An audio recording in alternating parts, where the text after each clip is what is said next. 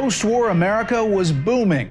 The economy was humming, consumers were buying, and a workers' revolution seemed nowhere in sight. Part of what was happening in the 1960s is that Americans had gotten rich enough to begin to think about something other than putting food on the table, getting their kids in school.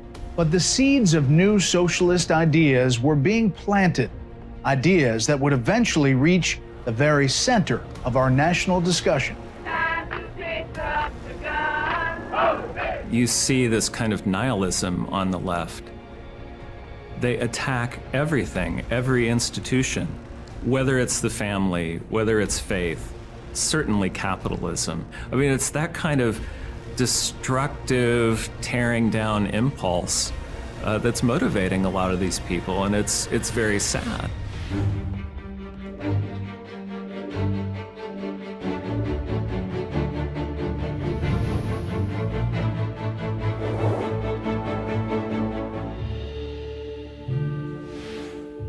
Hello, I'm Brett Baer. When the 1960s began, American living standards were the envy of the world. You might think that socialism would have had trouble taking root in such an environment. But across the country, a new generation of Americans born after the Second World War was starting college. And when these so-called baby boomers arrived on campus, they were greeted with open arms by professors who had repackaged socialist ideas for a more modern and prosperous age.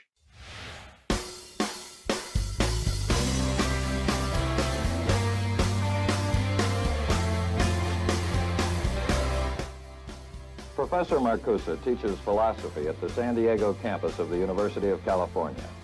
Well, how is it, Professor, in this country of unprecedented prosperity that there can emerge so powerful a force of discontent?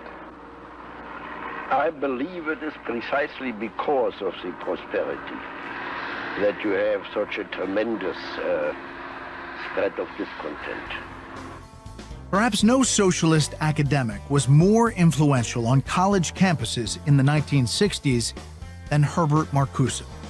A one-time member of the Frankfurt School, Marcuse had come to the American West Coast at the end of the Second World War. And while many immigrants viewed post-war California as a promised land of sunshine, warm beaches, and prosperity, Marcuse could see only misery. For example, plant obsolescence. For example, the production of innumerable brands and gadgets who are, in the last analysis, all the same. It is much more the pressure of a standardized, conformist, and totally corrupt and hypocritical society. Herbert Marcuse taught me that it was possible to be an academic and an activist, a scholar, and a revolutionary.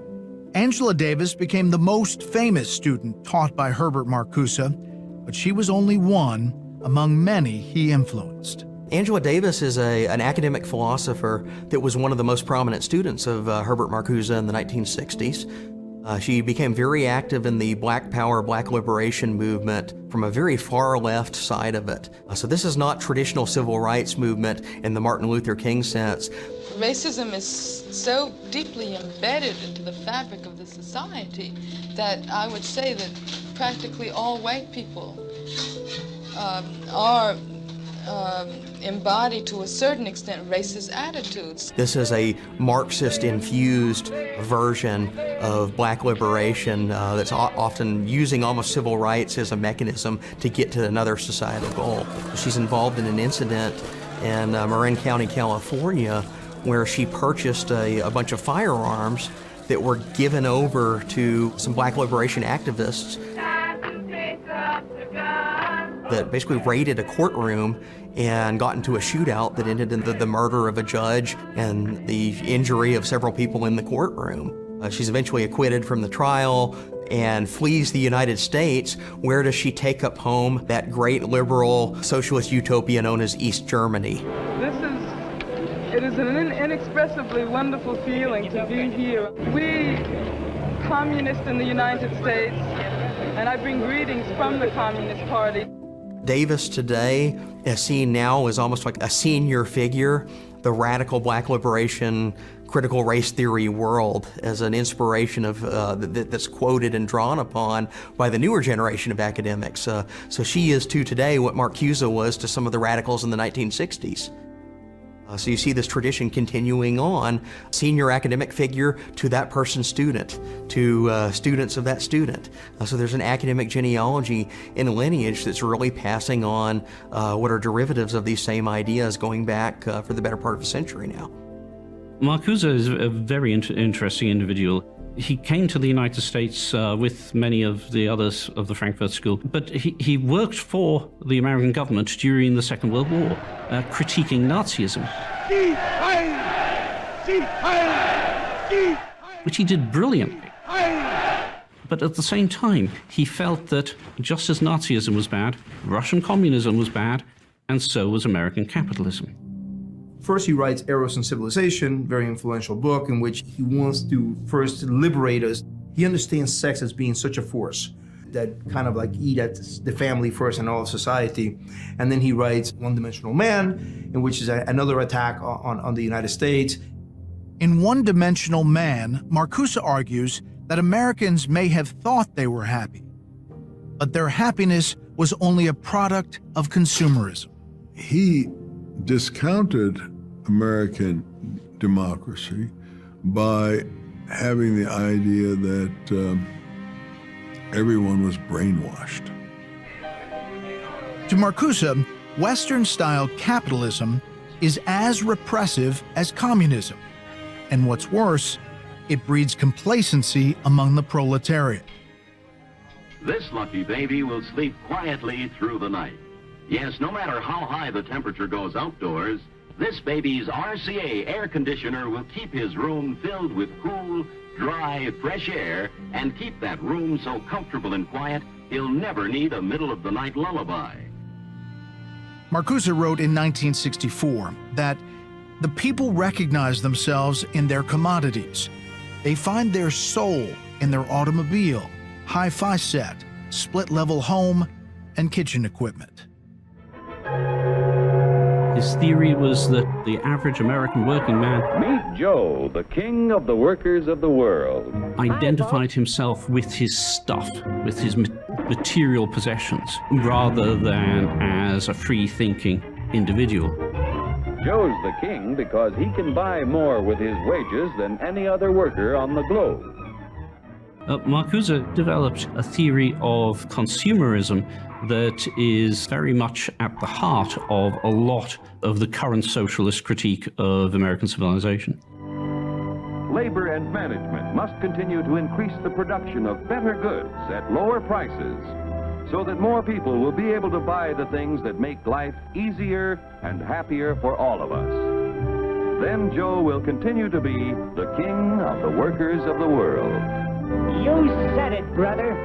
And so there was very little hope that that the American working man would ever rise up and dismantle the very harmful civilization that he was a product of. Marx did not concern himself very much with the individual, and he didn't have to, because at his time the very existence of the proletariat made this class a potentially revolutionary class. Now things have changed considerably since. The question is to what extent can the present working class in the advanced industrial countries still be called a proletariat? The organized working class, at least, no longer has nothing to lose but its chains, but a lot more. It really gets back to how do you explain why the proletariat hasn't made the revolution? And this is a different cut at that same problem. According to Marcuse, the revolution would not be sparked by the workers as predicted by Marx, nor by the vanguard of the proletariat as imagined by Lenin. Instead, you have to look to marginalized groups who are marginalized because of their race, or because of their sex, or because of the system of sexual mores, or in particular, look to artists. And so the revolutionary, as Marcuse looked at him, was not the horny-handed son of toil that Marxists have always looked to. It was somebody else. It was somebody from an underclass, somebody who was from an outgroup, somebody who was not part of mainstream society. We are not in a revolutionary situation in the advanced industrial countries, that we are not even in a pre-revolutionary situation, and that the strategy has to be adapted to this situation. Marcuse perceived potential in an emerging American counterculture, what he saw as a growing opposition to prevailing societal norms, without any unified purpose or organizing principle. He called it the Great Refusal. Johnny, what are you rebelling against? What do you got? So to Marcuse, the Great Refusal is a continuous demand for revolution, a continuous demand for agitation against all things that are manifestations of capitalist culture. They call themselves the protest generation. So a Great Refusal is almost putting oneself into a continuous state of agitation for revolution, for overturning the system, the culture, the economic way of life, and the broader institutional structures of society that are seen as propping it up. America in the 1960s seemed to fit right in with Marcuse's plan. Young people were creating a subculture around drug use, free sex, and rock and roll. The rebellions that have been occurring around the cities of this country is just light stuff to what is about to happen. We have to retaliate for the death of our leaders.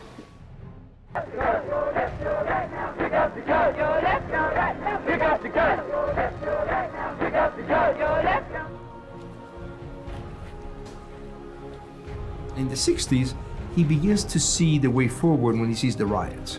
He sees in the ghetto population, his term, the ghetto people of other races and colors, his terms, the people who will revolt. He does not trust them to carry out the revolution. They will need to be led by the intellectuals, by the communist intellectuals who are white, but he sees them as the agent of revolt. U.S. involvement in Vietnam escalated.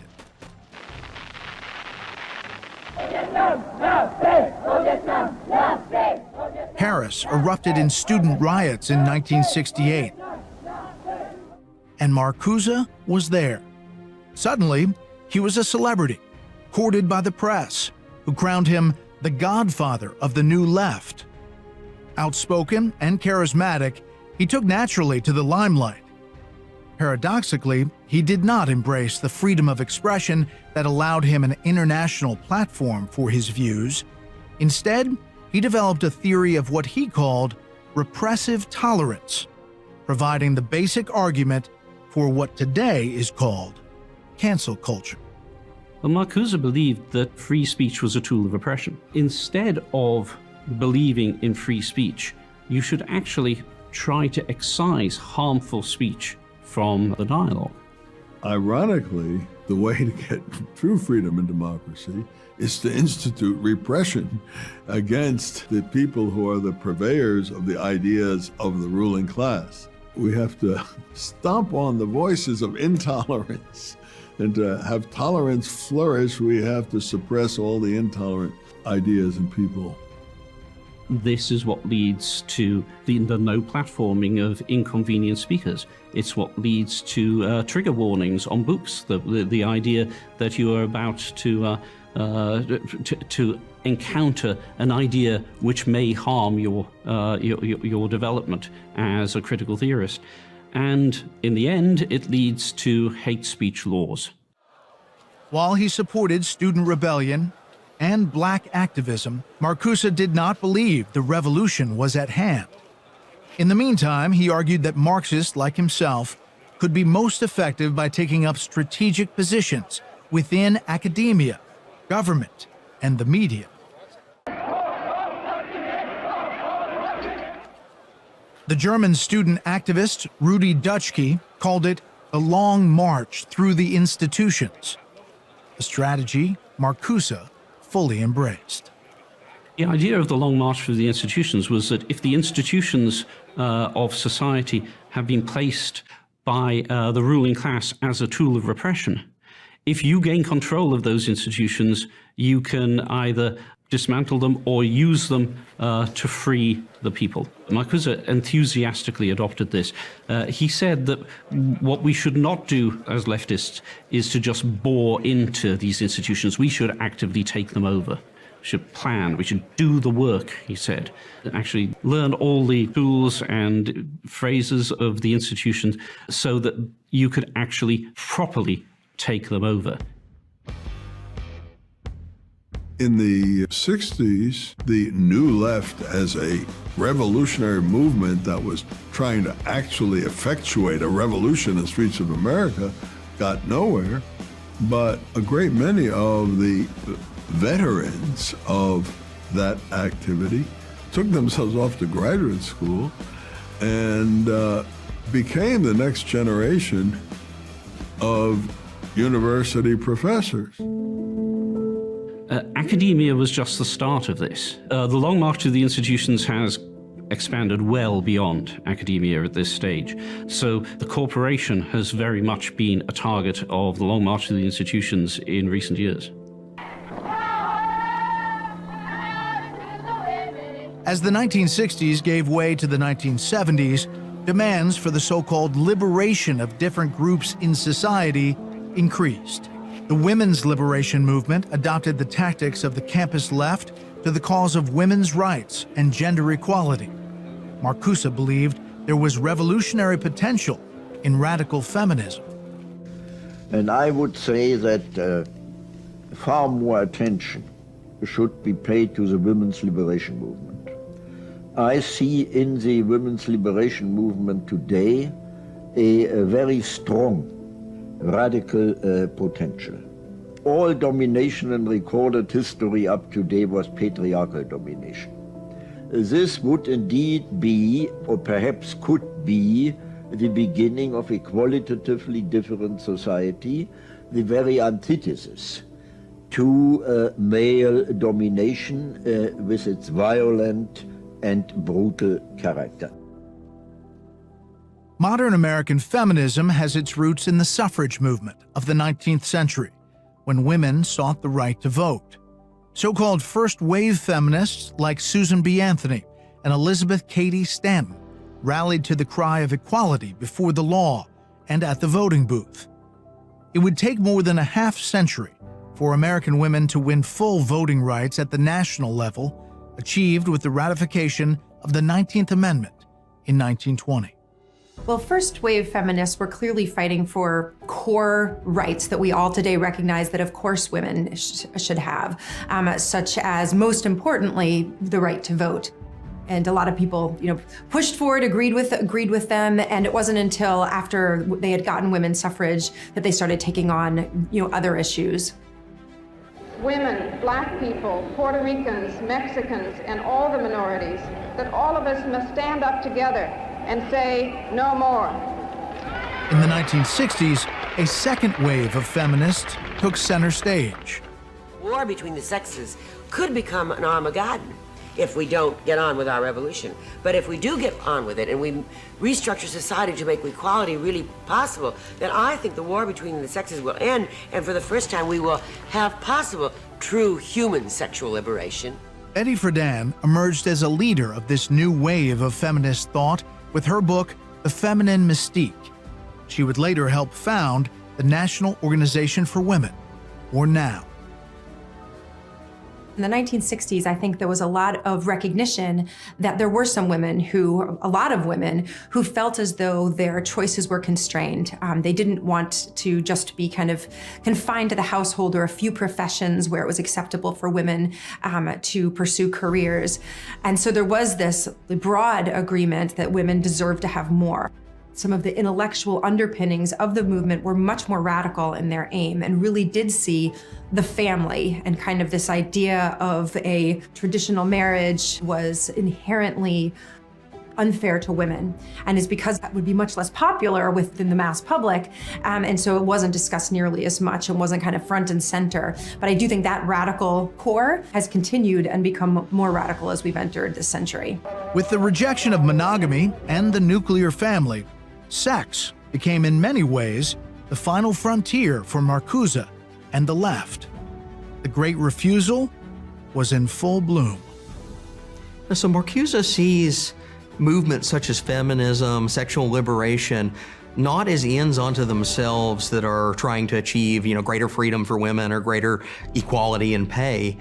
He sees them as mechanisms of upheaval, as ways to recast a subjective vision of society that counters what he sees as the dominant consumerist capitalist culture. So he's really attracted to other movements that are trying to achieve change, not because of the change that they want as their outcome, but because he sees them as part of the mechanism of basically delivering an overturning of the capitalist ethos that just enrages him. The rhetoric of Marxism insinuated itself into the public conversation. A change in sexual attitudes was christened a sexual revolution, and the result would be sexual liberation, a word with special meaning to Marxists. The word liberation, not liberty, liberation, is a way to overthrow an oppressive system. The patriarchal family is a term from Engels.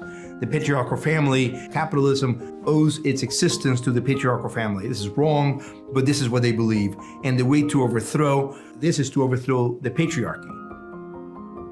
Herbert Marcuse died in 1979, before the election of Ronald Reagan, and before Soviet communism collapsed.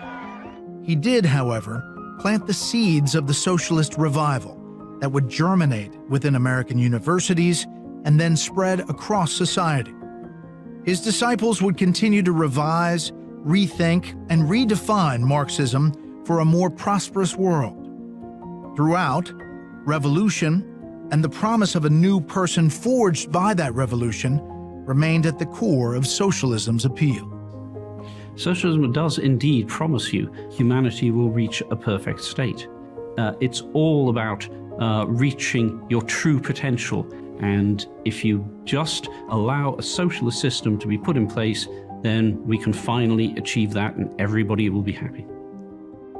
For Herbert Marcuse, the journey from Frankfurt, Germany to Southern California, and from obscure academic to one of the most influential public intellectuals of the 20th century, was both strange and surprising. Well, on the one hand, I enjoyed it tremendously. On the other hand, I found it somehow not deserved. I always said, when I was asked how is that possible, I said I appear only as such a figure because the others are still more stupid than I am. The ideas developed by Herbert Marcuse continue to influence students well after his passing. As we'll see, the Black Lives Matter movement owes much to the teachings of Marcuse and his most famous student, the activist and professor Angela Davis. Next time, a look at how socialist ideas have become central to the debate over the environment.